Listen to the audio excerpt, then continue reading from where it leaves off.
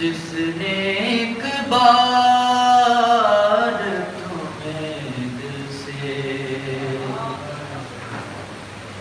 پکارا،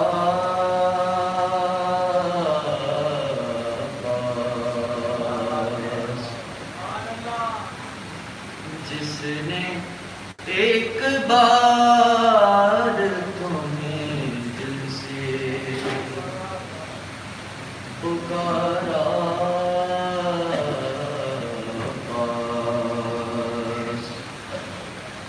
اس پہ مشکل نہیں آتی ہے دوبارہ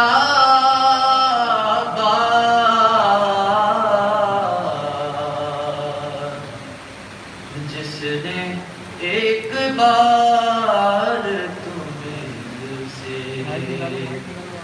پکارا،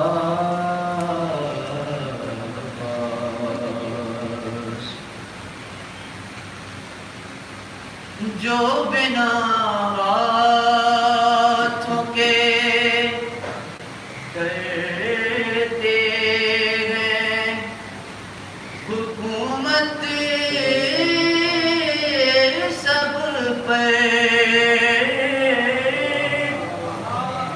جو بنا ہاتھوں کے کرتے ہیں حکومت سب پر،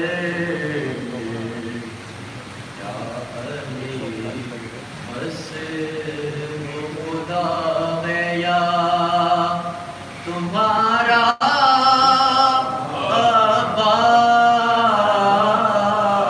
عباس، جس نے ایک بار تمہیں دل سے پکارا،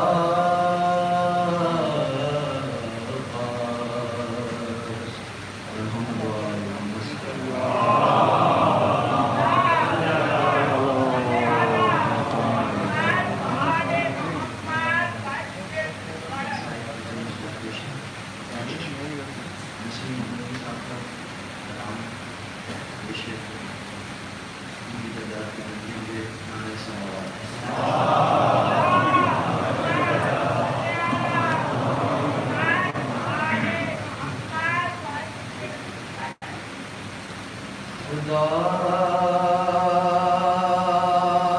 نے جب ملک الموت کو یہ اذن دیا کہ روح بے حسرت سرور نکال کر لے رہے خیال یہ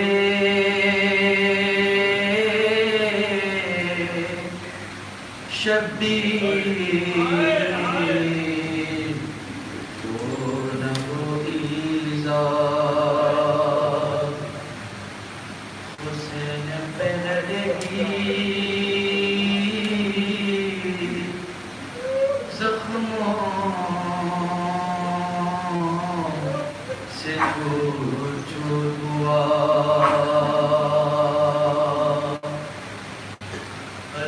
फलक पुकारा के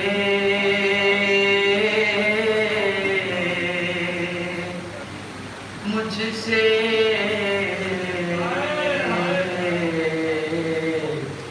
ना हो सकेगा खुदा।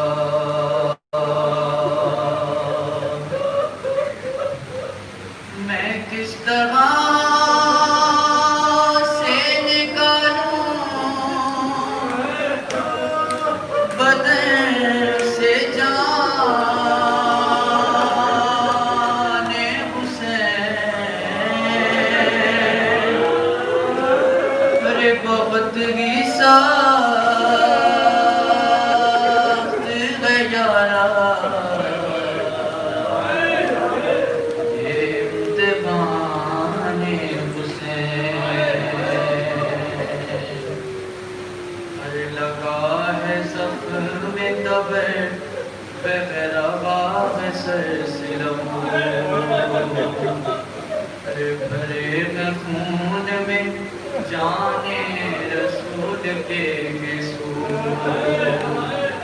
गरीब जाके रखूं दिल पे किस तरह काबू कि इस लहू में तो है फातिमा के दूध।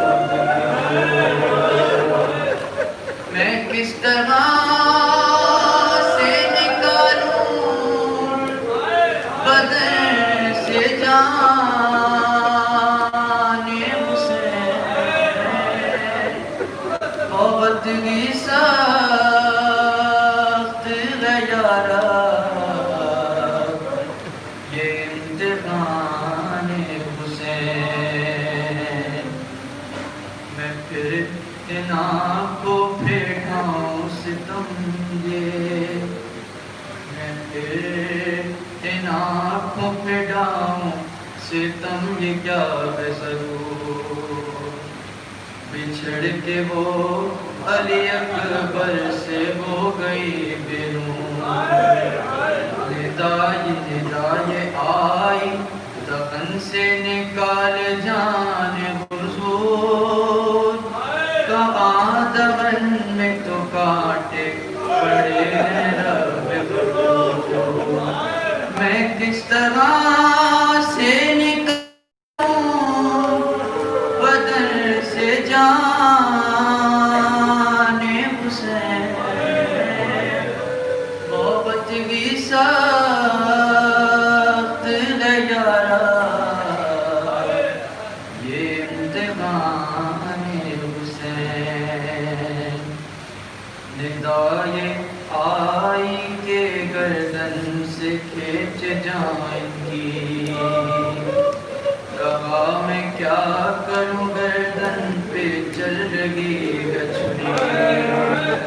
छुरी पकड़ के ये चिल्लाती है कोई बेबी। छुरी पकड़ के ये चिल्लाती है कोई बेबी। नज़्र कर मेरे बच्चे को मैं दुआ दूंगी। मैं किस तरह से निकालूं बदन से जाने हुसैन। अरे बहुत ही सख्त है यारा ये इम्तिहाने हुसैन। अरे निदाए आई के सीने से कब्ज कर ले जान। कहाँ वो तीरों से छली है मेरे रहमान। अभी तुम्हार के बरछी घटा था एक शैतान। और अब तो वैत गिज़ानो शिमर ये कुरान। मैं किस तरह से निकालूं बदन से जाने हुसैन। बहुत ही सख्त है यारा ये इम्तिहान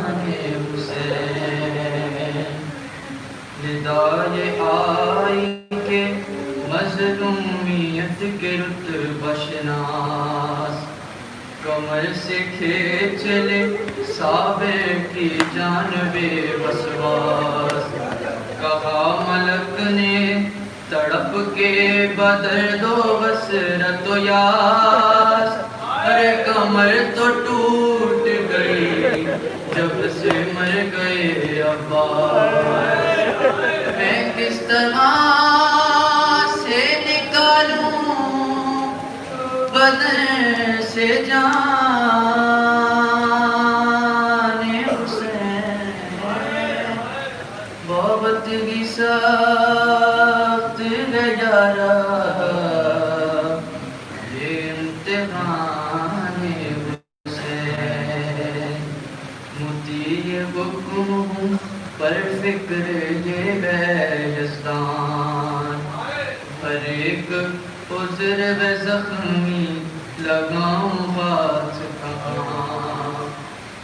خدا پکارا یہ مشکل کریں گے ہم آسان. نہ تو نکال میرے عاشق غریب کی جان.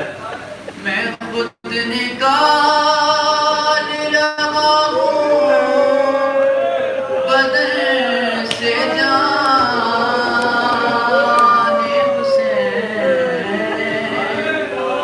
کہ ختم ہونے کو بغیر یہ امتحان حسین.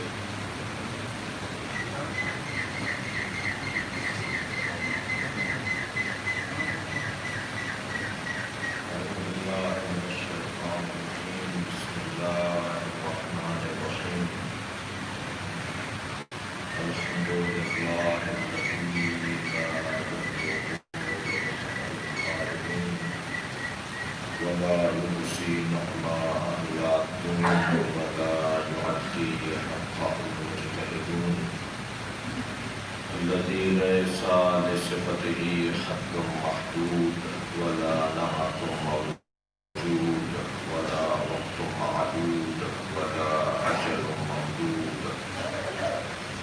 فطر الخلائق بقدرته ونشر الرياح برحمته. الصلاة والسلام على الرسول المسدد المصطفى الأمجد المحمود الأحمد سيدنا ومولانا ومولى الكونين جد الحسن والحسين وعاني والقاسم محمد.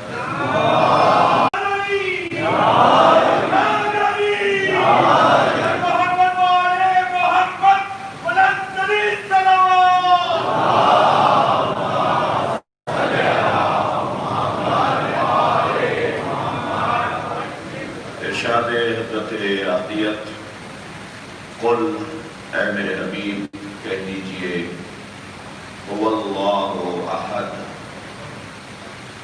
وہ اللہ احد ہے، اللہ الصمد، اللہ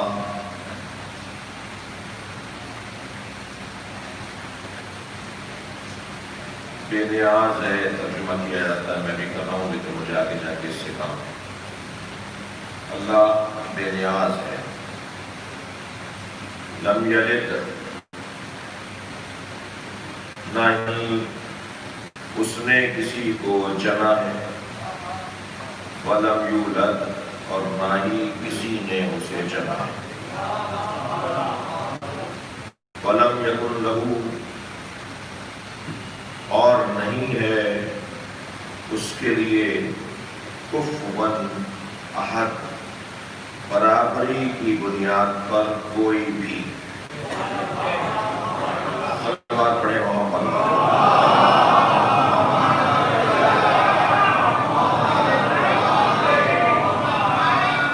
سورہ مبارکہ توحید کا 5ویں مجلس اعظم میں ترجمہ کرنے کی توفیق حاصل ہوئی ہے، اور محسوس ہو رہا تھا کہ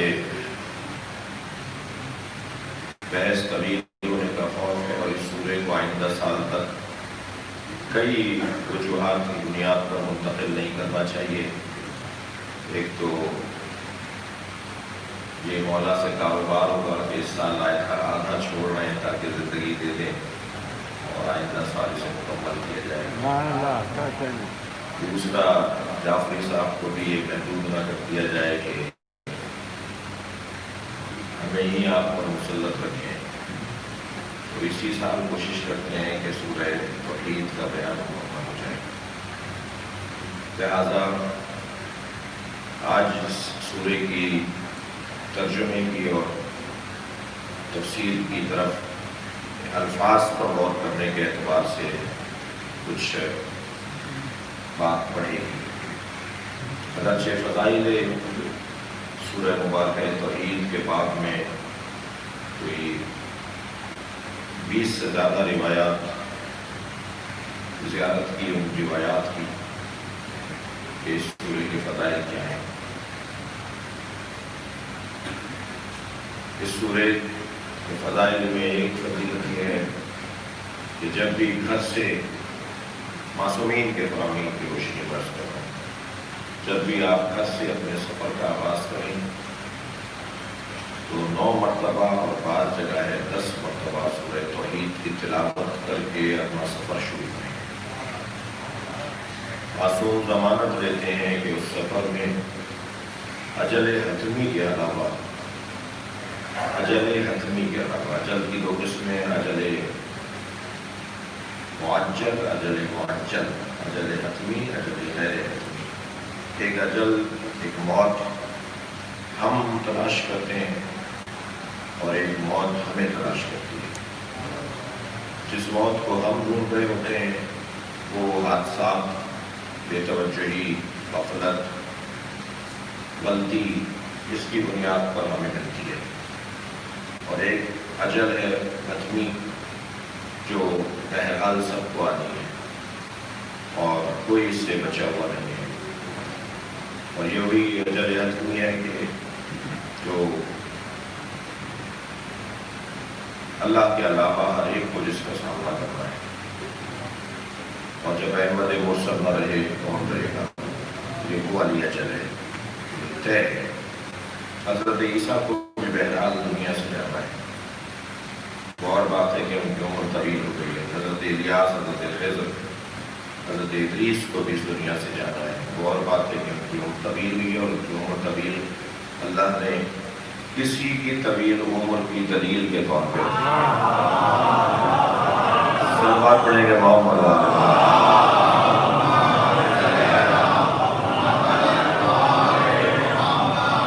لہذا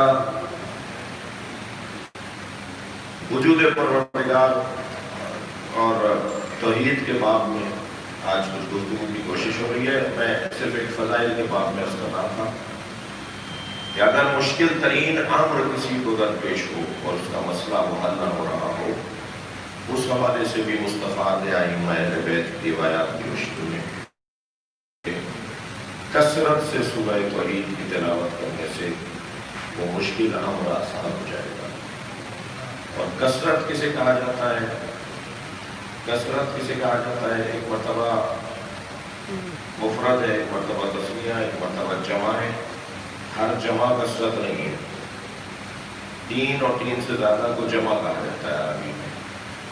اور کثرت کے لیے جو لفظ استعمال ہوا ہے، جو لفظ کثرت استعمال ہوا ہے، نحو اور صرف میں اور منطق و فلسفے میں کثرت کی اور بھی معنی ہے، لیکن میں ایک روایت سے استفادہ کر رہا ہوں.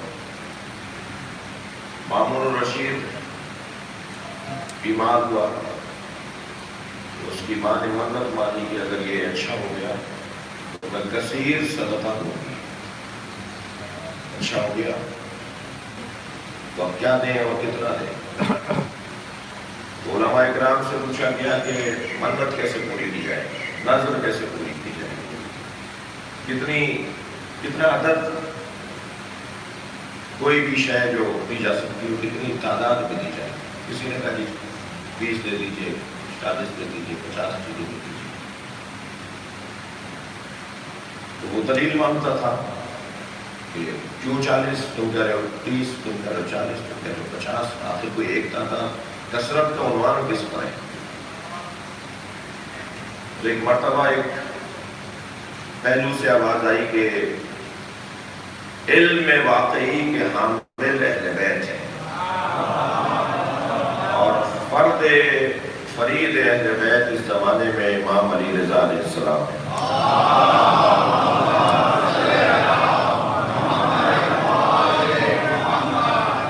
اور بعض میں ہے کہ یہ روایت امام محمد نبی سے ہے. پوچھا گیا کہ حضرت سے پوچھا جائے کہ کثیر کسے کہا جاتا ہے؟ تو حضرت نے فرمایا 80 عدد اللہ کی راہ میں صدقہ کرو. 80 کا عدد اللہ کی راہ میں صدقہ کرو. اب جیسے پہلے پوچھا گیا کہ 20 کیوں اور 40 کیوں اور 50 کیوں، ایسے امام سے بھی پوچھا گیا کہ 80 ہی کیوں؟ تو حضرت نے فرمایا کہ پروردگار عالم نے اپنے حبیب کو 80 مقامات پر فتح عطا کی ہے جس کا قرآن میں ذکر ہے. لقد نصرکم اللہ فی مواطن کثیرہ، ہم نے تمہیں مواطن کثیر پر نصرت عطا کی ہے.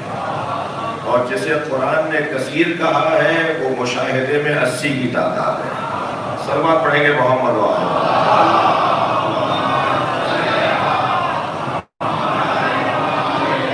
ایک اور بہتر سلوات نبی کی ذات.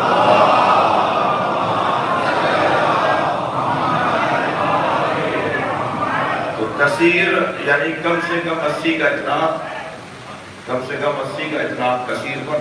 تو کہہ سکتے ہیں، میں اپنے ذمہ داری تو نہیں دے رہا لیکن کہہ سکتا ہوں کہ اگر ایک تسبیح پڑھ لی جائے سورہ توحید کی تو 80 اس میں خود بخود شامل ہو جائیں گے. 100 دانے، 99 دانے، 100 دانے. اگر کسی خاص امر مشکل میں کوئی مبتلا ہو تو وہ ایک تسبیح سورہ توحید کی تلاوت کرے، اس کی وہ امر مشکل آسان ہو جائے گی. یہ وہ روایات ہیں، یہ وہ ائمہ اہل بیت سے پیغامات ہیں کہ جو سورہ توحید کے فضائل میں بیان ہوئے. عزیزان گرامی، سورہ توحید اللہ کے وحدہ لا شریک ہونے کا سورہ ہے. سورہ توحید اللہ کے احد ہونے کا سورہ ہے. سورہ توحید بلا ضد ولا حد بیان کرنے کا سورہ ہے. اصول دین میں پہلا اصل توحید ہے. نہ اصول دین میں پہلا اصل وجود پروردگار ہے، نہ سورہ توحید کا موضوع وجود پروردگار ہے. اور آگے بڑھتا ہوں، نہ قرآن مجید میں اللہ کے وجود کو اللہ نے ثابت کرنے کی کوئی آیت نازل کی ہے. بحث وجود خدا پر ہے ہی نہیں، بحث ہے توحید الہی. آپ کیونکہ قصداً مجلس سننے کے لیے تشریف فرمائے ہیں اور میں نے کل ایک جملہ کہا تھا کسی کو برا نہ لگاؤ کہ ثواباً تو سبھی شریک ہیں، ہم سب ثواب لینے آئے ہیں. تو اللہ کے وجود پر تو اللہ بات ہی نہیں کرتا. اللہ ہے اس پر اللہ بات ہی نہیں کرتا. پورے قرآن میں اللہ ہے پر گفتگو نہیں ہے. ہاں اگر ہے بھی تو ضمنن ہے، ذیلن ہے، بات کوئی اور تھی، ایک اور بات کرتے ہوئے اللہ کے وجود پر بات کرنی.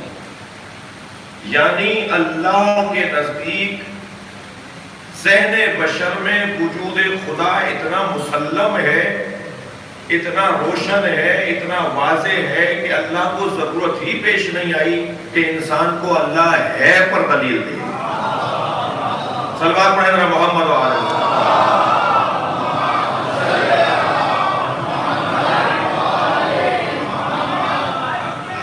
عزیزان گرامی، وجود پر اللہ بحث نہیں کر رہا. بہت کہا تو یہ کہہ دیا افی اللہ شک. قرآن میں بہت کہا تو یہ کہہ دیا کیا اللہ پہ تمہیں شک ہے؟ اب اگر میں بات کروں گا تو یہ کروں گا کہ اللہ ہے، اس پر بات نہیں ہوگی. اللہ احد ہے، اللہ واحد ہے. دونوں آیتیں ہیں، میں آگے عرض کروں گا. واحد کا لفظ بھی ہے اللہ کے بارے میں اور احد کا لفظ بھی ہے اللہ کے بارے میں. بحث ساری وحدانیت پر ہوگی، گفتگو ساری توحید پر ہوگی، اللہ کے وجود پر بحث نہیں ہوگی. کیوں؟ اسی لیے تو کہا قل، کہہ دو، ہو اللہ، وہ اللہ. وہ کا اشارہ وہاں کیا جاتا ہے جہاں پہلے کوئی تصور اور عقیدہ موجود ہو. نہیں کہا اللہ نے کہ اللہ کے ہونے پر یہ دلیل ہے اور وہ یہ جو دلیل رکھتا ہے وہ وحدہ لا شریک ہے. نہیں، وہ اللہ، وہ. اچھا، یہاں قل اور ہوا اور اللہ اور احد پر مجھے اجازت دیں کہ ہم آئندہ کے دنوں میں بات کریں. آج صرف ان بچوں اور کمسن اور ہمسن ساتھیوں کے لیے، بزرگوں سے دعا دینے کے لیے وجود خدا پر کچھ دیر ہم غور کریں جس پر اللہ نے آیت نازل کی. اللہ ہے، اللہ کے ہونا، اللہ کے ہونے کی بحث، گفتگو، تصور ہر ایک کی عقل اور اس کے علم پر اللہ نے چھوڑ دیا. یعنی اگر میں یوں کہہ دوں کہ اس مجمع میں اگر 1000 آدمی ہوں، اگر دنیا میں مثال اتنے ارب انسان ہوں تو جتنے ارب انسان ہیں ہر ایک کا علم اللہ کے وجود پر علیحدہ علیحدہ دلیل ہے. اسی مجمع میں ہر شخص اللہ ہے پر علیحدہ بات کرے گا. میں چاہوں گا تھوڑا سا خون جگر والا مضمون ہے آج کا. وہ جوان، وہ بھائی، وہ عزیز، وہ بزرگ، وہ خاتون، ہر ایک سے آپ بات کیجئے. اس کے پاس وہ دلیل ہے، اللہ ہے، اس کے پاس وہ دلیل، اس کے پاس وہ دلیل، اس کے پاس وہ دلیل. ہر ایک کی دلیل رہتا ہے. کوئی دنیا میں آپ کو مل جائے تو مجھے دکھائیے کہ جو اللہ ہے پر منکر، وہ جو بت پرست ہیں، وہ جو صنم پرست ہیں، وہ جو مادہ پرست ہیں، وہ جو تحریے ہیں، جو ملحد ہیں، وہ بھی اللہ کا انکار نہیں کر رہے. وہ اور بات ہے کہ ان کا اللہ اتنا لولا لنگڑا ہے. صلوات پڑھیں ذرا محمد و آل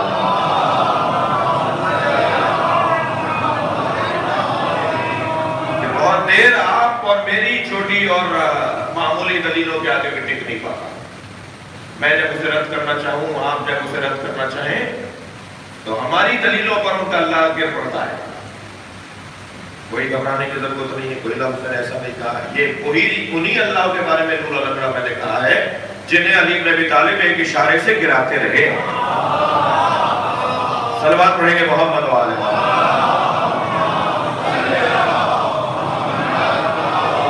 جن کی بے ساکیوں کے بارے میں یہ تصور کر لے میرے کمسن ساتھی، وہ ایسے لولے لنگڑے اللہ، وہ صنموں کی صورت میں، وہ درختوں کی صورت میں، وہ ستارے کی صورت میں، وہ چاند کی صورت میں، وہ اپنے ہاتھ سے تراشے ہوئے پتھروں کو مورتیاں بنانے کی صورت میں اتنے لولے لنگڑے ہیں کہ ایک لمحہ نہیں لگتا انہیں گرانے میں.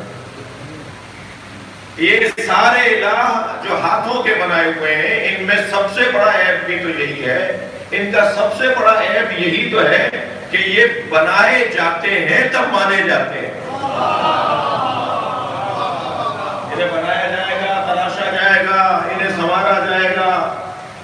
پھر انہیں فیکٹریوں میں بنایا جاتا ہے. یعنی جو فیکٹری اللہ بناتی ہو، ذرا صلوات پڑھ لیں محمد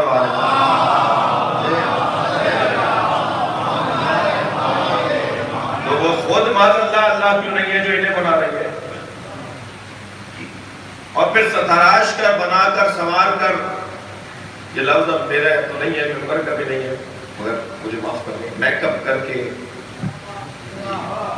اور انہیں پھر ایک جگہ پر لے جا کے بٹھا دیا جاتا ہے. یہ باطل پرستوں کا مزاج پرانا ہے کہ کسی کو سنوار کر کسی اچھی جگہ بٹھا دو،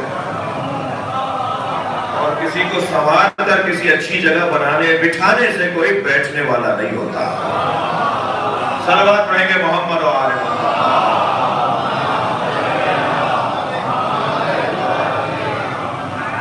اچھا، بنائے جائیں تو بنے،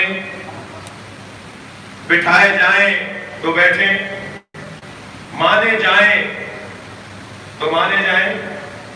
انہوں نے اسے بٹھایا، انہوں نے اسے مانا، انہوں نے اسے مانا. لہذا بارش برسانے والا علیحدہ بنا دیا، جی رزق دینے والا علیحدہ بنا دیا، موت دینے والا علیحدہ بنا دیا. تعدد الہ، جسے چاہا اللہ بنا دیا، جسے چاہا اللہ بنا دیا. اچھا، یہ تو اپنے ہاتھوں کے بنائے تھے. تھوڑا سا شعور بشر بہتر ہوا تو کہا نہیں، اپنے ہاتھوں کے بنائے ہوئے کو نہیں مانیں گے، بلکہ بڑی طاقت، بڑا وجود، اسے اللہ مانیں گے. لہذا سورج کو پوری زمین نور عطا کرنے، زمین کو نور عطا کرنے والا وجود سورج، اسے کہا کہ اس سے بڑا تو کوئی وجود ہی نہیں ہے، تو اسے اللہ مان لیا. اب اتنا گہرا اسے اس پر اعتقاد ہوا کہ حضرت ابراہیم جیسے وجود کو کہنا پڑا کہ میں بھی اسے اللہ مان رہا ہوں. مناظرے کے پہلے دستور اور مناظرے کے پہلے اصولوں میں سے یہ ہے کہ کم سے کم خصم سے، خصم کہتے ہیں مناظرے میں مخاطب کو، خصم سے پہلے آپ اتفاق کریں، اس کے ساتھ بات کریں کہ یہ موضوع ہے بات کرنے کا. اور جب خصم سے مناظرے کا جو مخالف ہوتا ہے اس سے آپ اس کے موضوع پر اتفاق کریں، تبھی تو گفتگو شروع ہوگی. تو حضرت ابراہیم نے کہہ دیا میں بھی اسے اللہ مانتا ہوں. اور جب یہ سب لوگ مطمئن ہو گئے کہ چلے یہ ہمارے ہی قبیلے کے ہیں، ان کے کو مان گئے، تو ایک مرتبہ جب سورج ڈوبنے لگا تو فرمایا جو ڈوب جائے وہ اللہ کیسے ہو سکتا ہے.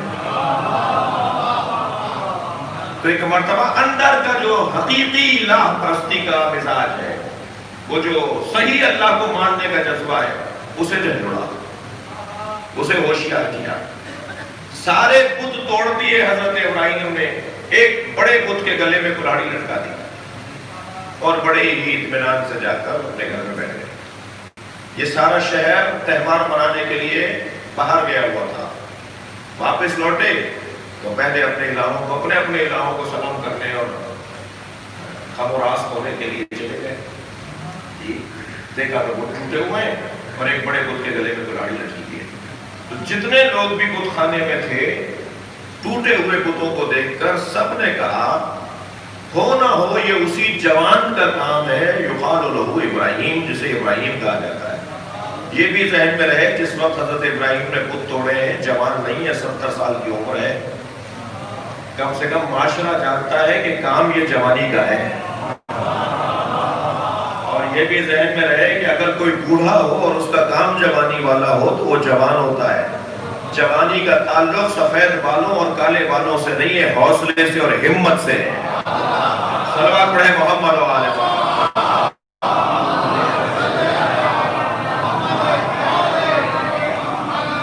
کہنے لگے یہ ہو نہ ہو اسی جوان کا کام ہے، فتن یقال لہ ابراہیم، وہ جوان جسے ابراہیم کہا جاتا ہے.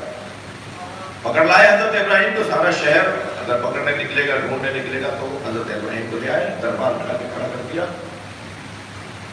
نمرود کا دربار ہے، ابراہیم یہ کام تم نے کیا ہے؟ تو حضرت ابراہیم نے فوراً کہا یہ اس نے کیا ہوگا جس کے گلے میں کلاڑی لٹکی ہوئی ہے. اب دیکھیے مناظرے کا فن. بات اس وقت تک کیسے روشن ہوگی جب تک یہ اپنے حقیقی اقرار کو وہ ہے نا جو انسان خود کرے. حضرت فرمائی اسی نے کیا ہوگا جس کے گلے میں کلاڑی لٹکی ہے. تو کہنے لگے وہ تو، اب جملہ سنیں تاریخ کا، کہنے لگے وہ تو ناک پر بیٹھی ہوئی مکھی نہیں کھل سکتا، تو وہ یہ کیسے کرتا؟ تو حضرت فرمایا یہی تو میں تمہیں سمجھانا چاہ رہا ہوں، جو اپنی ناک پر بیٹھی مکھی نہیں جھل سکتا وہ تمہارا خالق کیسے ہے، وہ تمہارا رب کیسے ہے؟ یہ اسماء افہم،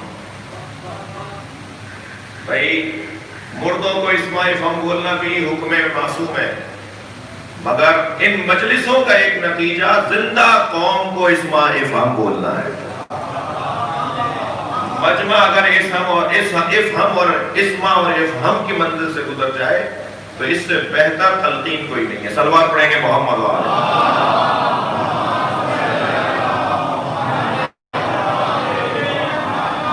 تو یہ وجود الہی پر دلائل دیے گئے ہر ایک کی عقل کے مطابق۔ اب اس وقت کے لوگوں کی جو شعور تھا اس کے مطابق ہمیں کچھ بہتری آئی، اور ایسا ہی ہوا، اسی مجمع سے لوگ کٹے، اسی مجمع میں سے اسی قوم میں سے کچھ لوگوں کو سمجھ میں آئی بات، اور یہ جہاد تھا حضرت ابراہیم کا وجود الہی منوانے کے حوالے سے۔ ہر ایک سے اس کی عقل کے مطابق آئمہ نے دلیل وجود الہی بیان کی۔ ایک شخص نے آ کر کہا کہ میں اللہ کو نہیں مانتا، حضرت فرمایا کرتا کیا ہے، تاکہ اس کا معیار فہم معیار عقل سمجھے۔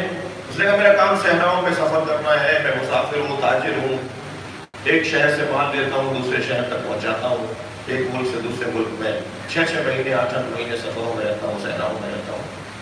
حضرت فرمایا تیرا کام سفر کرنا ہے، صحراؤں میں رہتا ہے، فرمایا البارۃ تدل علی البعیر الروثۃ تدل علی الحمار، تم نے رستے میں اونٹ کی مینگنیاں دیکھی تو تمہیں ان مینگنیوں کو دیکھ کر اندازہ ہوا کہ یہاں سے اونٹ گزرا ہے، تمہیں یقین نہ ہوا کہ یہاں سے اونٹ گزرا ہے، جبکہ تم نے اونٹ کو نہیں دیکھا تھا۔ تم نے گدھے کی زیر دیکھی مگر گدھا نہیں دیکھا تھا، اور تم نے اس ریت کو دیکھ کر یقین کر لیا کہ یہاں سے گدھا گزرا ہے، تو تم نے اس وجود کو گدھے کے اور اس اونٹ کے وجود کو تو نہیں دیکھا تھا، آثار کو دیکھ کر تمہیں یقین ہو گیا نا کہ یہاں سے صاحب اثر گزرا ہے۔ تو اتنا ہی بڑی کائنات کے آثار تمہیں نہیں بتا رہے کہ کوئی اس کا بنانے والا ہے۔ ابھی اس کی عقل تھی جتنا اس کا سمجھ کی فہم تھی، جتنی اس کی سوچ تھی، اس کے مطابق اس نے جواب دے دیا۔ یہ خاتون چرخہ کاٹ رہی ہے، حضرت فرمایا یہ بھی اللہ کو مانتی ہے۔ ایک ملحد حضرت سے اللہ کا انکار کر رہا تھا، حضرت فرمایا یہ بھی اللہ کو مانتی ہے۔ اسے پوچھا اللہ ہے کہ ہاں ہے، کہ دلیل جائے، اس نے وہ دستہ چھوڑ دیا جو چلا رہی تھی، وہ پہیہ چلتے چلتے آہستہ ہونے لگا اور پھر وہاں آیا ہو گیا، کہنے لگا یہی پہیہ یہی چرخہ دلیل ہے کہ اللہ ہے۔ حضرت فرمایا کیسے یہ دلیل ہے؟ کہا یہ بغیر چلانے والے کے نہیں چل سکتا، تو یہ کائنات بغیر چلانے والے کے نہیں، یہ اس کے لیے دلیل ہے توحید، دلیل وجود، توحید نہیں وجود۔ ایک فلسفی آ گیا امام کی خدمت میں، حضرت نے پوچھا تم کیا، تمہارا شعبہ کیا ہے، تمہارا کام کیا ہے؟ اس نے کہا جی میں فلسفی ہوں۔ حضرت نے فرمایا تو فلسفی ہو تو ویسے ہی تمہارا موضوع وجود ہے، تو بتاؤ تم ہو یا نہیں؟ اب دیکھیے فلسفی سے کیسے میرے چھٹے امام اسے اللہ سمجھا رہے ہیں۔ حضرت نے فرمایا تم ہو یا نہیں ہو؟ کہنے لگا ہاں ہوں۔ حضرت نے فرمایا ہمیشہ سے ہو یا بعد میں ہوئے؟ کہنے لگا بعد میں ہوا۔ حضرت نے فرمایا کون سبب بنائے کہ تم ہوئے ہو؟ کہا میرے والدین۔ حضرت نے فرمایا والدین تمہارے ہمیشہ سے تھے یا بعد میں ہوئے؟ کہنے لگا بعد میں ہوئے۔ کہا کیسے ہوئے؟ کہا ان کے والدین کی وجہ سے۔ کہا تمہارے دادا دادی ہمیشہ سے تھے یا بعد میں ہوئے؟ کہا نہیں بعد میں ہوئے۔ حضرت نے فرمایا تم اسی طرح آگے بڑھتے رہو گے، مجبور ہو جاؤ گے کہ کسی ایک وجود کا اقرار کرو کہ جو ہمیشہ سے ہے، ورنہ فلسفے کی زبان میں اسے تسلسل کہا جاتا ہے، اور یہ تسلسل باتیں ہیں۔ تو ہر ایک کو اس کی عقل کے مطابق اللہ کا وجود اللہ ہے سمجھایا گیا۔ دیکھیے قرآن مجید میں اللہ نے اپنے وجود پر اگر دلیل دی ہے تو ضمناً اور ذیلاً جیسے میں نے عرض کیا، مثلاً سورہ مبارکہ فصلت کی 55ویں آیت میں ارشاد ہوا سَنُرِيهِمْ آيَاتِنَا فِي الْآفَاقِ وَفِي أَنفُسِهِمْ، بہت جلد ہم پوری کائنات میں اپنی نشانیاں انہیں دکھائیں گے، وفی انفسہم، اور ان کے وجود میں بتائیں گے کہ ہم ہیں، حتی یتبین لہم انہ الحق، تاکہ ان پر بین ہو جائے، روشن ہو جائے کہ ہم ہیں۔ یعنی اگر میں یوں کہہ دوں کہ انسان اگر وجود الہی پر، اللہ ہے پر کوئی دلیل تلاش کرنا چاہتا ہے تو اسے صحراؤں میں، دردوں میں، پہاڑوں میں، غاروں میں جا کر اللہ نہیں ڈھونڈنا چاہیے، اسے اپنے آپ کو آئینے میں دیکھ کر اللہ ڈھونڈ لینا چاہیے۔ اگر میں اور آپ چاہیں تو صرف اپنے اس چہرے پر غور کرتے چلے جائیں تو ہمیں وجود پروردگار سمجھ میں آ جائے گا۔ صلوات پڑھیں محمد و آلہ۔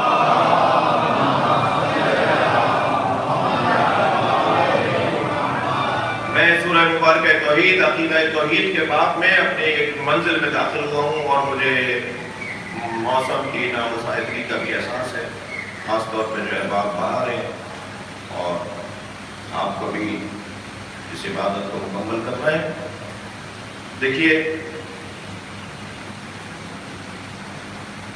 ہمارے وجود میں ایک جسم ہے، مجھے امید ہے کہ میری بات خستہ نہیں کرے گا، ایک روح ہے اور ایک نفس ہے۔ ہم پیدائشی طور پر نہ ڈاکٹر پیدا ہوئے ہیں، نہ انجینئر پیدا ہوئے ہیں، نہ سیاستدان پیدا ہوئے ہیں، نہ وکیل جج پیدا ہوئے ہیں، نہ عالم پیدا ہوئے ہیں۔ میں آپ کی اور اپنی بات کر رہا ہوں۔ جنہیں پیدائشی طور پہ اللہ نے عالم بنایا ہے وہ 14 ہے۔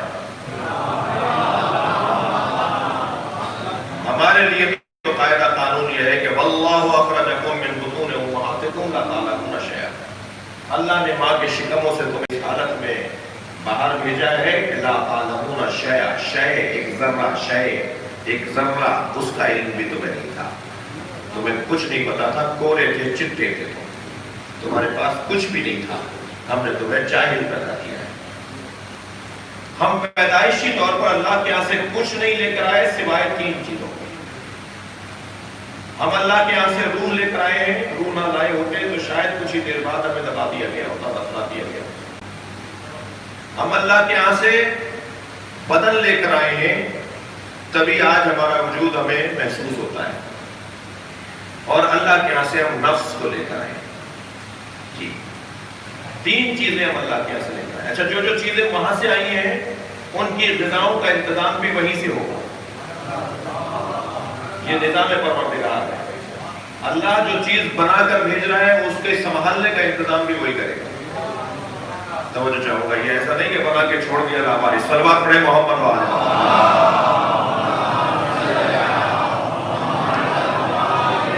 وہ جو بنا کر بھیج رہا ہے وہ خالق کے رشتے سے بنا کر بھیج رہا ہے، اور جو یہاں انتظام کر رہا ہے وہ ربوبیت کے رشتے سے انتظام کر رہا ہے۔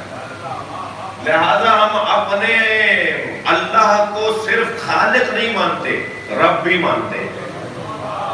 وہ ہمارا خالق بھی ہے کیونکہ اس نے ہمیں پیدا کیا ہے، وہ ہمیں چلا رہا ہے، پال رہا ہے، انتظام کر رہا ہے، لہذا وہ ہمارا رب بھی ہے اور پروردگار ہے۔ اب یہ رب کی بحث، اللہ نے ہمیں 3 چیزیں دے کر بھیجا ہے۔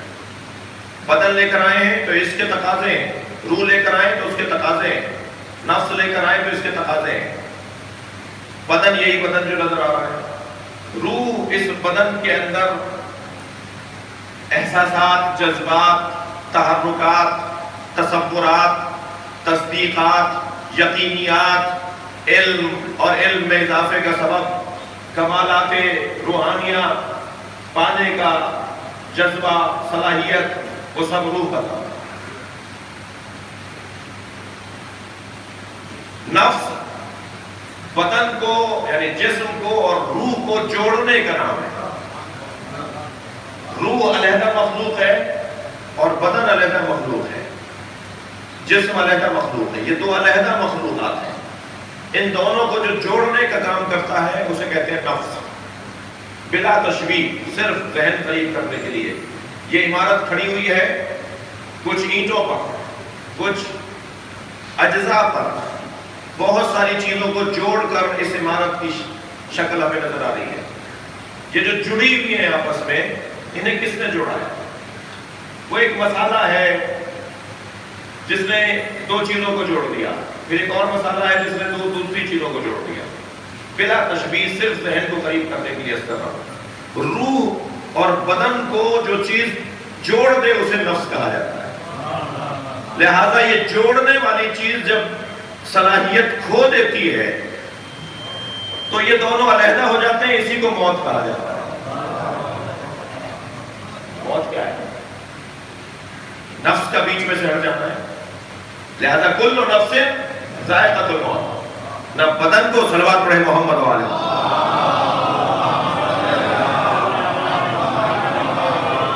نہ بدن کو موت آتی ہے نہ روح کو موت آتی ہے. موت آتی ہے نفس کو. یہ اپنی صلاحیتیں کھو دیتا ہے تو انسان کو موت آ جاتی ہے. آپ کی دقت، آپ کی توجہات پر ایک جملہ دیا کر رہا ہوں.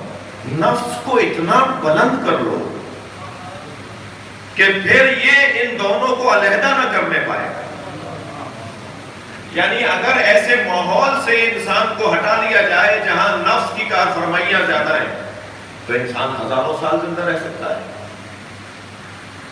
اور نفس اگر اتنا بلند ہو جائے کہ اس کا اپنا ہی نہ رہے بلکہ اپنا نفس اپنے اللہ کے ہاتھوں بیچ دے اور وہاں سے اللہ کی مرضیاں حاصل کر دے تو پھر اسے قتل تو کیا جائے گا، وہ طبعی موت دنیا سے نہیں جائے گا. لہذا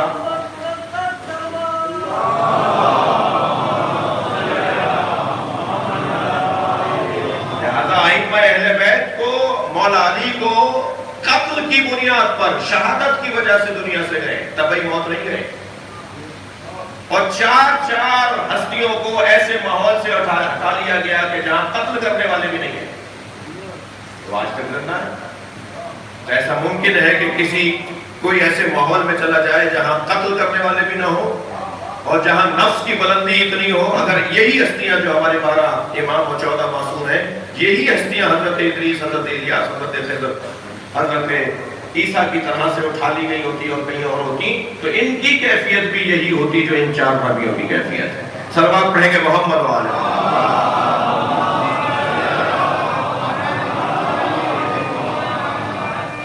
تو ہمارے بدن، ہمارا جسم اصالت نہیں رکھتا. ہمارے وجود کے اندر اچھا روح، جسم اور نفس کس چیز کو اولویت ہے، کس چیز کو اساسی حیثیت حاصل ہے؟ بدن کو، نفس کو نہیں. اصالت، اولویت روح کو حاصل ہے. وَيَسْأَلُونَكَ عَنِ الرُّوحِ. اے میرے حبیب آپ سے روح کے بارے میں پوچھتے ہیں. قُلِ الرُّوحُ مِنْ أَمْرِ رَبِّي مَا أُوتِيتُم مِنَ الْعِلْمِ إِلَّا قَلِيلًا. اے میرے حبیب آپ سے روح کے بارے میں یہ پوچھتے ہیں تو آپ ان سے کہہ دیجئے کہ روح مجھ اللہ کا امر ہے اور بس اتنا جان لو کہ روح میرا امر ہے. ہم نے نہیں دیا ہے انہیں علم مگر بہت کم. تم میں صلاحیت اس سے زیادہ کتنی ہے؟ ہم نے زیادہ علم نہیں دیا ہے، بہت کم تمہیں علم دیا ہے. نہیں دیا گیا ہے علم الا قلیلا. روح کو اصالت حاصل ہے. جسم اور روح میں تھوڑا سا تسلی کیجئے، یہ گفتگو آگے بڑھاؤ.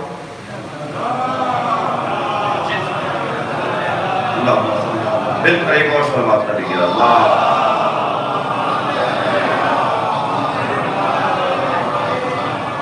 جسم اور روح کے اندر عزیزان گرامی روشن فرق ہے. وہ روشن فرق کیا ہے؟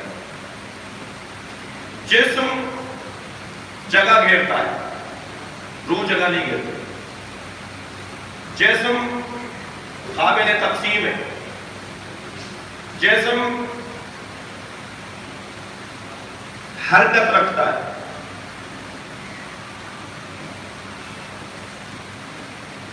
روح حرکت نہیں رکھتی.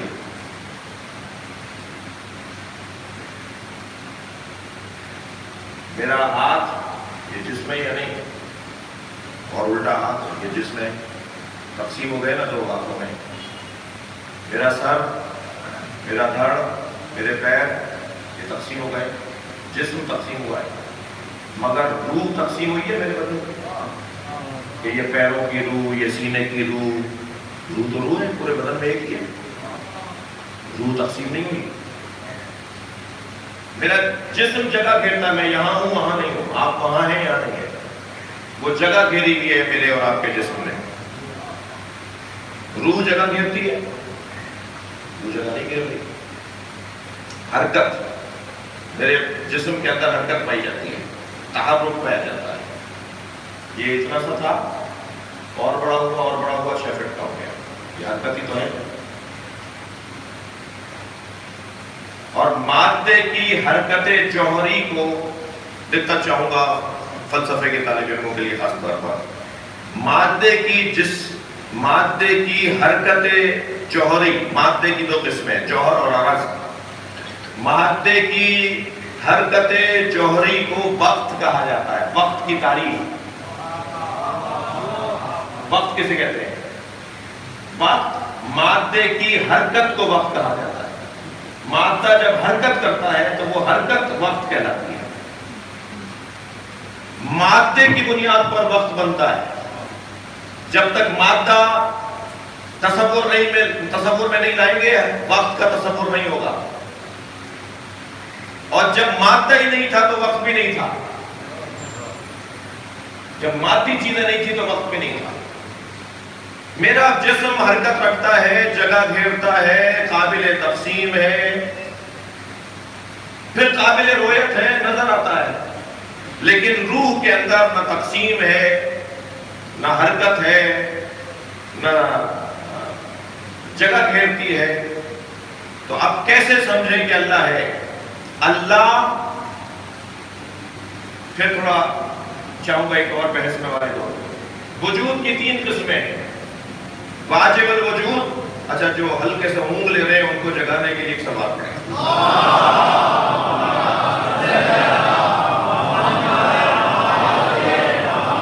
مجھے معاف کیجیے گا، میں تو اب یہ بحث سے بیٹھا ہوئی تو کروں گا. یہ والی بات تو آج میں کروں گا، آپ برداشت کریں.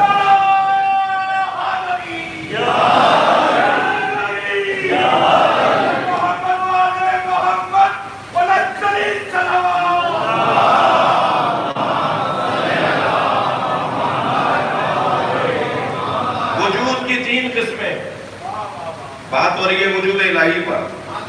وجود کی 3 قسمیں، واجب الوجود، ممکن الوجود، ممتنع الوجود. اب آئی گئے ہیں آپ مجلس میں تو اب تو سن کے ہی جائیں گے. واجب الوجود، اس کی کم سے کم تعریف یہ ہے کہ جو بلا حد ہو. مولا علی کی تعریف ہے یہ. علی سے زیادہ تو اللہ کے وجود پر کسی نے دلیل ہی نہیں دی. سب سے زیادہ جو اللہ کو پہچانوانے کا کام کرنے والا وجود ہے، سب سے زیادہ جس نے اللہ کی معرفت کروائی ہے، اسے علی کہا جاتا ہے. اور سید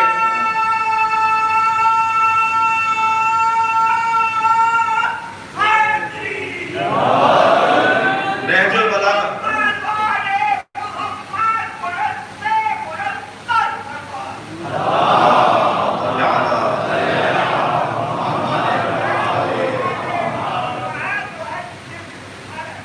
سب سے پہلا خطبہ نہج البلاغہ کا. سید رضی نے بھی اپنے اوپر مہربانی فرمائی ہے، ہم پر مہربانی نہیں کر رہی. سید رضی کا جو معیار فہم اور ادب اور ان کا علم اس درجے پر تھا کہ انہوں نے مولا علی کے ان کی دانش میں جو سب سے اچھا خطبہ تھا اسے سب سے پہلے رکھ دیا، اور جسے سب سے پہلے رکھا وہ سب سے مشکل ہے. جب مانوس ہو جائیں گے تو پھر پہلا خطبہ پڑھیں گے. سب سے مشکل خطبہ نہج البلاغہ کا سب سے پہلے رکھ دیا سید رضی. 15 اس کے باب ہیں اور 15 خطبے ہو سکتے تھے وہ، یعنی اگر انہیں علیحدہ علیحدہ کر دیا جائے تو 15 حصوں میں تقسیم ہوگا مولا علی کا پہلا خطبہ. مگر سید رضی نے پہلے ہی خطبے میں وہ پہلے 15 کی 15 جو ایک ہی خطبے کے ابواب ہیں وہ پہلی جگہ پہ رکھ دیے. اور ان 15 ابواب میں جو پہلا باب ہے وہ وجود الہی پر، اس میں مولا کا یہ جملہ ہے. صلوات پڑھیں محمد والا.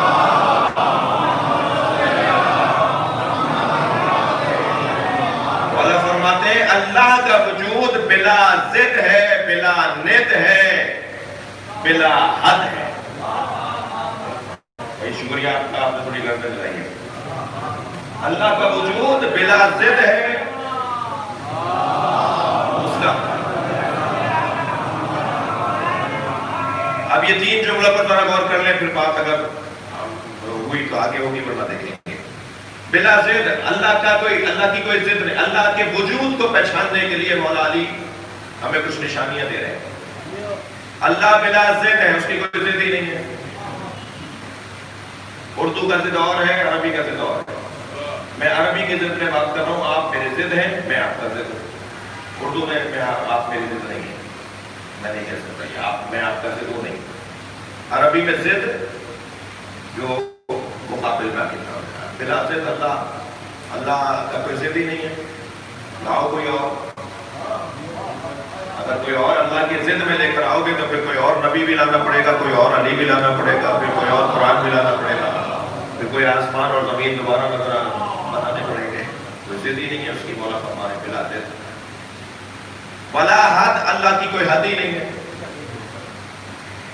حد جو ہوتی ہے، بس یہ بات میں کر کے بات کروں گا، حد جو ہوتی ہے وہ محدود حد، یہ لفظ بہت مانوس ہے.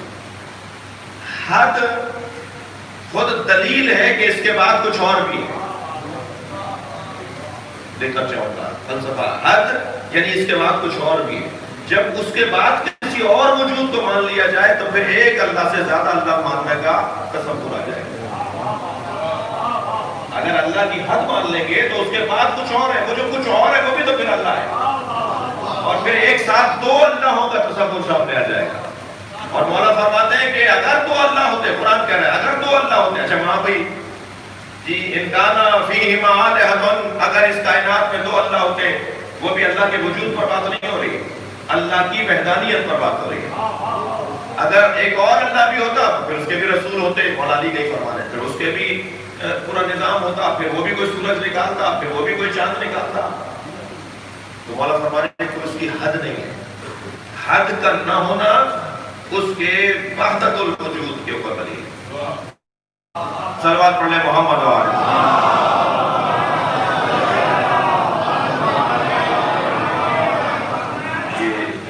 یہ نہج البلاغہ پڑھنے والوں کا مجمع ہے.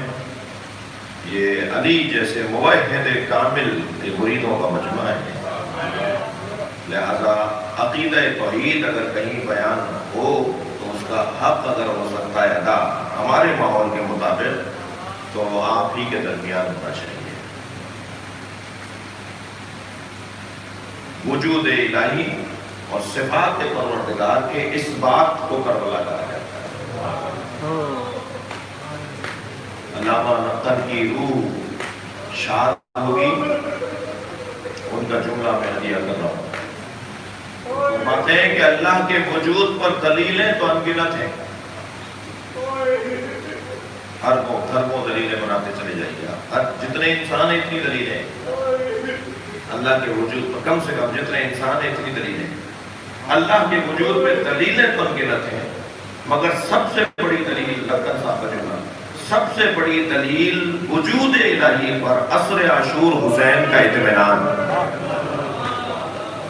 اطمینان قلب حسینی یہ اللہ کے وجود پر سب سے بڑی دلیل ہے.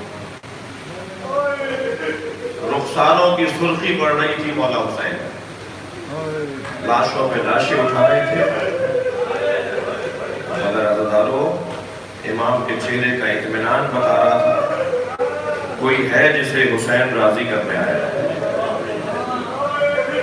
اور پھر آخری وقت میں کہ جب قربانیاں شہادتیں بڑھ گئیں اور خود تنہا ہو گئے تو جتنی ان کی تنہائی بڑھ رہی تھی اتنا ان کا قرب الہی بڑھ رہا.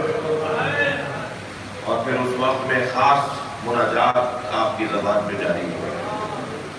اللہ سے بات کر رہے ہیں، تیر لگ رہے ہیں، کوئی گزرتا ہوا نیزہ چپ ہوتا ہے، کوئی امام حسین کو دور سے پتھر مارتا ہے. اجرکم اللہ، اجرکم اللہ. آپ کی آوازیں بلند ہیں، اللہ آپ کو اجر و ثواب عطا فرمائے.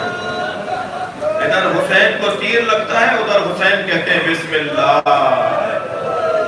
وباللہ.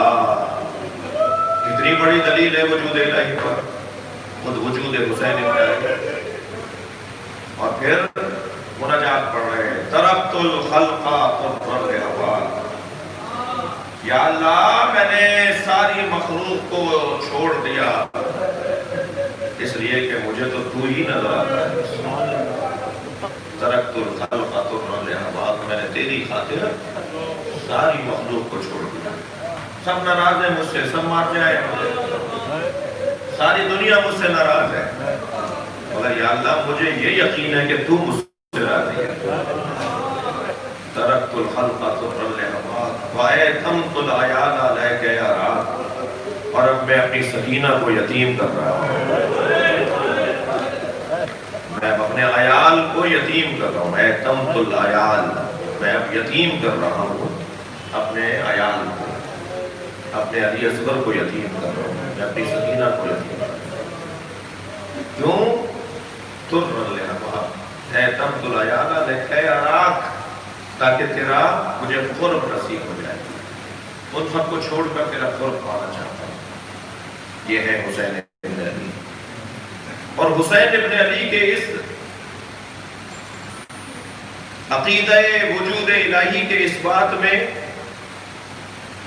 زینب کبریٰ کا بڑا مقام ہے۔ شریکت الحسین جو کہلائے، بڑے اہتمام کے ساتھ لائے ہیں بہن کو۔ اجرکم اللہ، آپ کی آوازیں بلند ہے، میں 2-4 منزلیں لوں گا، بس 2-3 منزلیں لینی ہے مجھے مسائل میں۔ برابر کی بہن ہے جناب زینب۔ جب حسین بھائی کے لاشیں پر آئی تھیں تو زینب کبریٰ سے لاشاں پہچانا نہیں جا رہا تھا، تو امام سجاد سے کہنے لگیں بیٹا میں 3 سال کی تھی، اپنے گھر کے صحن میں سو رہی تھی تو میرے اوپر دھوپ آ گئی تھی، تو اے زین العابدین مجھے تعجب ہوا کہ یہ جو دھوپ ہے اس سے میں کیسے بچوں، کیسے میں اٹھوں اور کہاں جاؤں، تو میں نے دیکھا میرا بھائی چادر لیے کھڑا ہے، میرے اوپر دھوپ سے میرا بھائی چادر کے ذریعے سایہ ہے۔ اب بتاؤ یہ زینب کہاں جائے؟ رات کے شب عاشور کے کئی مرتبہ کئی پہروں میں جناب زینب اور امام حسین کی خلوت میں گفتگو ہوئی ہے۔ صبح عاشور جب حسین اپنی قربانی کے لیے جا رہے تھے تو صحرا میں تنہا 2 بہن بھائیوں کی گفتگو ہوئی ہے۔ بڑا کردار ہے جناب زینب کا۔ علی کے لیے بھی زینت اسی لیے ہے، اور ضمن عقد جناب عبداللہ سے شادی کے موقع پہ شرط بھی یہی لگائی تھی کہ جب حسین کربلا بسانے جائے تو زینب کو عبداللہ تم روکو گے نہیں، اور ایسا ہی ہوا ہے، آئی ہے میری بی بی، اور جب روانہ ہونے لگی تو حضرت عبداللہ نے فرمایا اے زینب حسین مولا کی طرف سے میں مکے میں ہوں، ایک بچہ میری جانب سے اور ایک بیٹا اپنی جانب سے، حسین کے دفاع میں مصروف رکھنا۔ ایک یا 2 بیٹیاں ہیں جناب زینب کی کہ جو مدینے میں ہیں، اور یہ 2 بیٹے عون اور محمد۔ بڑے بیٹے کا نام محمد ہے، چھوٹے بیٹے کا نام عون ہے، دونوں کربلا کے میدان میں ہیں۔ ہر کچھ دیر کے بعد عزادارو آ کر کہتے ہیں امام حسین سے ماموں ہمیں اجازت ہے، اور حسین یہ کہہ کر لوٹا دیتے ہیں کہ تم اپنی ماں کے پاس واپس چلے جاؤ۔ اب جب تکرار کے ساتھ یہ بچے آئے تو ایک جملہ کہا ماموں ہمیں ماں کہتی ہیں کہ اب خیمے میں نہ آنا، کیا علی اکبر کی شہادت کے بعد قربانی دو گے؟ کیا قاسم کی شہادت کے بعد اپنی جانیں پیش کرو گے؟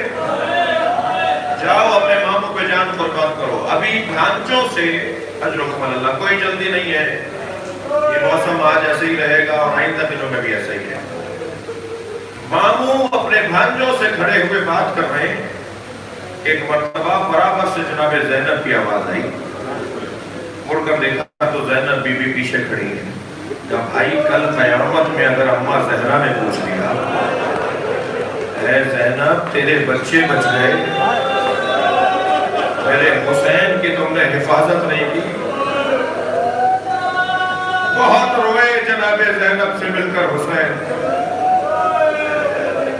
آواز دی عباس اور محمد کو آمادہ کرو۔ جناب عباس نے سجایا ہے محمد اور اون کو، اون اور محمد کو۔ بچے دراز قدموں کے نہیں تھے، رکابیں کاٹ کر پیروں تک رکابوں کو پہنچایا، اور امامہ باندھا اور زرہ حمائل کی اور تلوار حمائل کی اور زرہ لگائی، اور گھوڑوں پر بٹھا کر دونوں بھانجوں کو روانہ کیا۔ کیا جوہر شجاعت ہے جو اون محمد دکھا رہے ہیں۔ اور روانہ کرتے وقت آخری مرتبہ دونوں بچوں کی پیشانیوں کا بوسہ جناب زینب نے دیا، اور یہ جملہ کہا جسے میر انیس نے 2 مصروں میں باندھا ہے: تم کیوں کہو کہ شیر خدا کے ولی کے ہو، فوجیں پکار اٹھیں کہ نواسے علی کے ہو۔ مجمع بولے نا، یہ سپاہی بولے کہ علی کے نواسے آ گئے ہیں۔ دونوں روانہ ہوئے اور کیا جنگ کے جوہر دکھائے ہیں اور محمد نے، اسے انیس نے، دبیر نے، نسیم امروی نے خوب بیان کیا ہے۔ لیکن ایک ایسا مرحلہ آیا کہ جناب زینب سے آ کر کسی بیوی نے کہا کہ دونوں بچے نہر کے قریب چلے گئے۔ اجر و کمال اللہ، اجر و کمال اللہ، 2-3 جملے سن لیجئے۔ جب یہ خبر میری بیوی تک پہنچی تو جو اضطراب زینب کبریٰ کا تھا، فوراً آواز دے کر کہا: عباس میدان میں جا کر اون و محمد کو آواز لگا، اور اتنا کہہ دو کہ اگر نہر پر چلے گئے ہو تو یاد رہے ماموں پیاسے ہیں،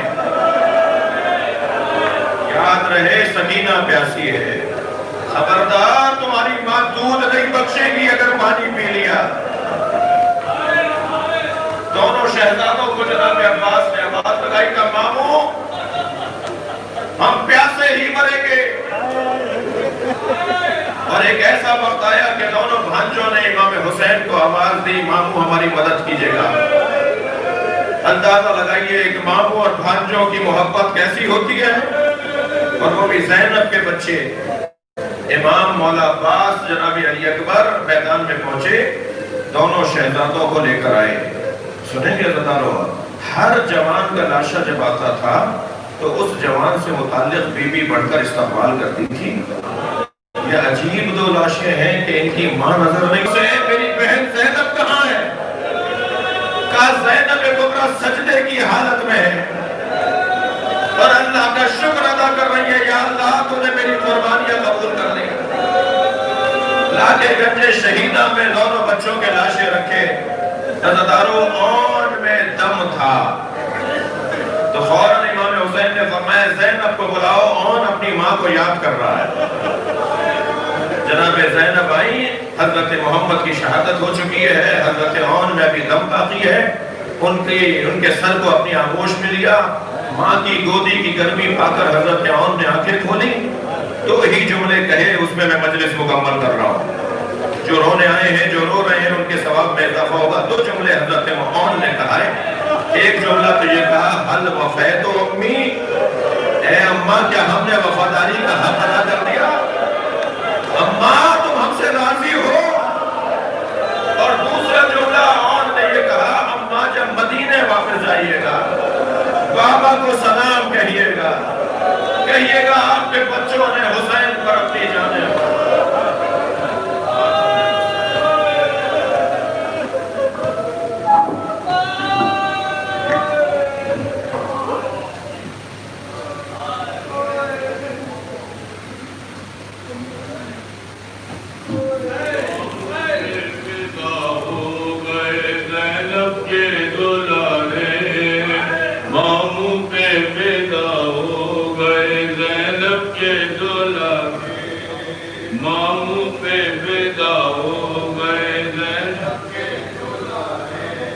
کس عمر میں لڑنے کے لیے ان کو ستارے، کس عمر میں لڑنے کے لیے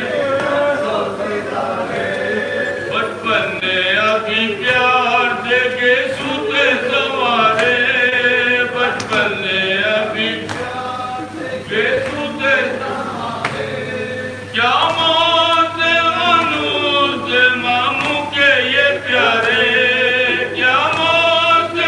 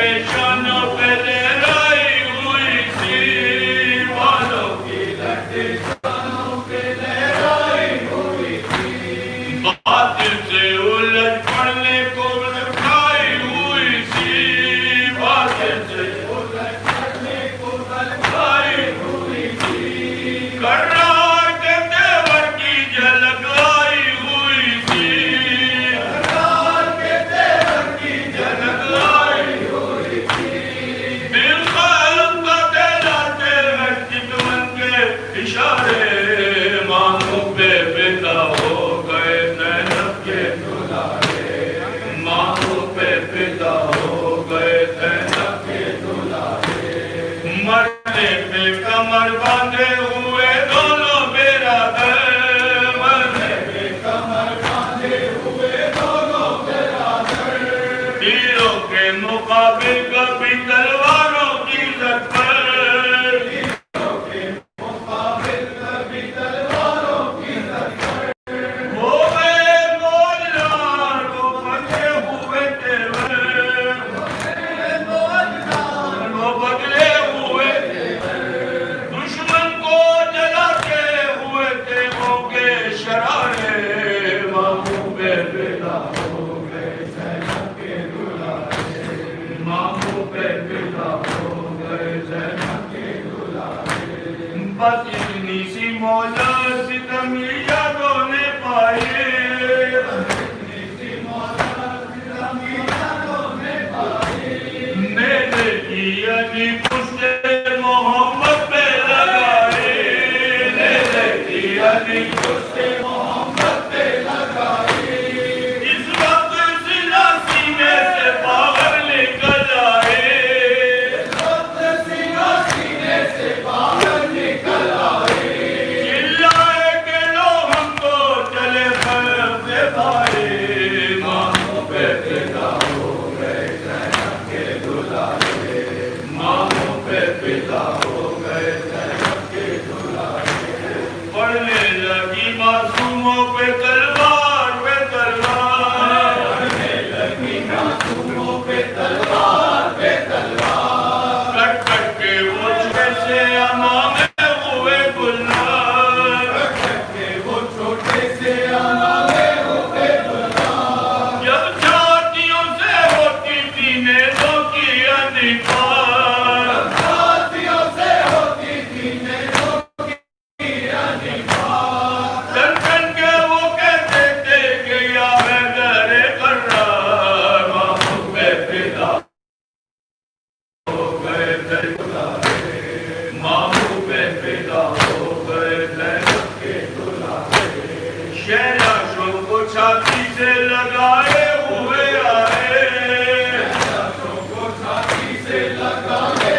ہوئے آئے، دونوں کو اب آخری اڑائے ہوئے آئے، دونوں کو اب آخری اڑائے ہوئے آئے، آنسو غیر گھر پہ بہاتے ہوئے آئے، آنسو غیر گھر پہ بہاتے ہوئے آئے، زینب کے قریب سر کو جھکائے ہوئے آئے، ماموں پہ پیدا ہو گئے زینب کے دلارے، ماموں پہ پیدا ہو گئے زینب کے دلارے،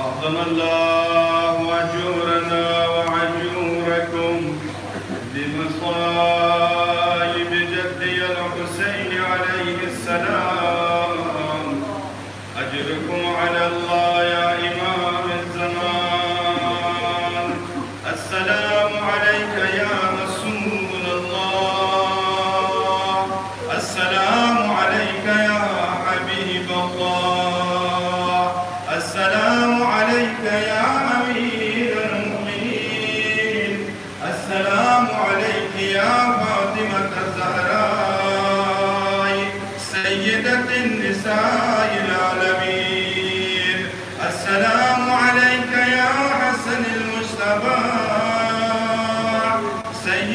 شباب أهل الجنة. السلام عليك يا أبا عبد الله الحسين وعلى الأرواح التي حلت بالبلاد. عليك مني سلام الله أبدا ما بقيت وبقي الليل والنهار، ولا جعله الله آخر الأحاديث مني لزيارتكم. السلام على الحسين وعلى علي بن الحسين وعلى أولاد الحسين وعلى أصحاب الحسين. السلام عليكم يا جميع شهداء كربلاء، خصوصا أبا الفضل العباس وعلى عليين الشهيدين، علي الأكبر وعلي الأصغر وقاسم بن الحسن ومسلم بن العقيل وهاني بن روح وحبيب بن المظاهر والحر الشهيد الرياحي. السلام عليكم ورحمة الله وبركاته. السلام عليك يا غريب الغرباء. السلام عليك يا أسير الأعداء. السلام عليك يا سلطان العرب والعجم، يا أبا الحسن علي بن موسى الرضا. السلام عليك يا مولاي ورحمة الله وبركاته. السلام عليك يا صاحب العصر والزمان. السلام عليك يا خليفة الرحمن. السلام عليك يا إمام الإنس والجان. عجل الله تعالى فرجك وسهل الله مخرجك. السلام عليك يا مولاي ورحمة الله وبركاته.